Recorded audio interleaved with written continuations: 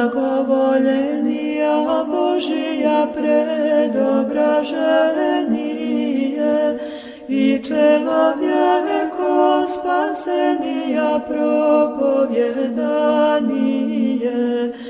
Hram je Božji jasno djeva javljajecja i Hrista всем предвозвещает. To i mi veleglasno возопим. Радуйся, смотренija зиждителева, исполнена.